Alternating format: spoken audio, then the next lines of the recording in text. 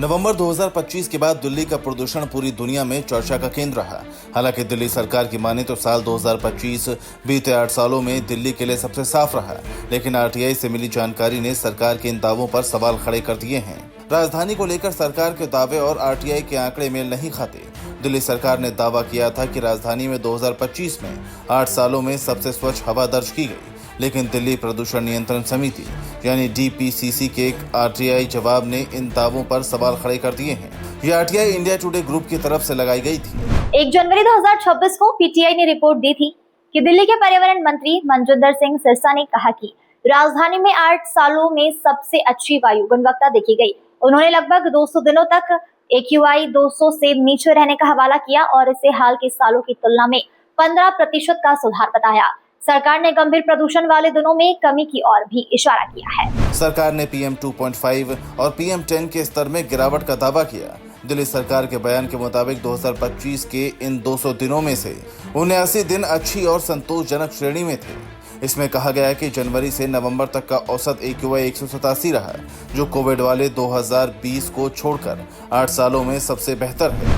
दिल्ली ने 2025 में 200 से नीचे AQI वाले 200 दिन जरूर दर्ज किए, लेकिन यह पहली बार नहीं है।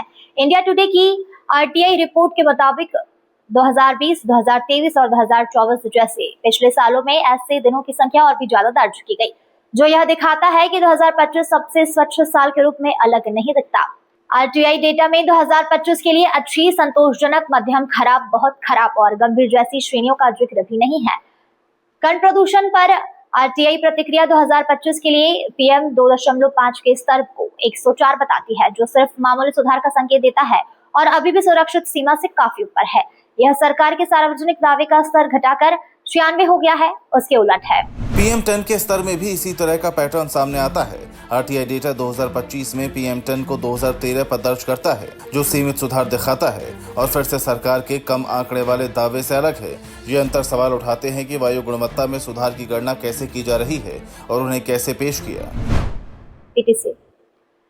सुधारों को क्रेडिट कई चीजों को दिया है, जिसमें धूल नियंत्रण के कड़े उपाय जैसे मशीनीकृत सफाई एवं एंटी स्मोक गन, निर्माण स्थलों पर कंट्रोल और औद्योगिक प्रदूषण को रोकने जैसे सुधार के कदम शामिल है।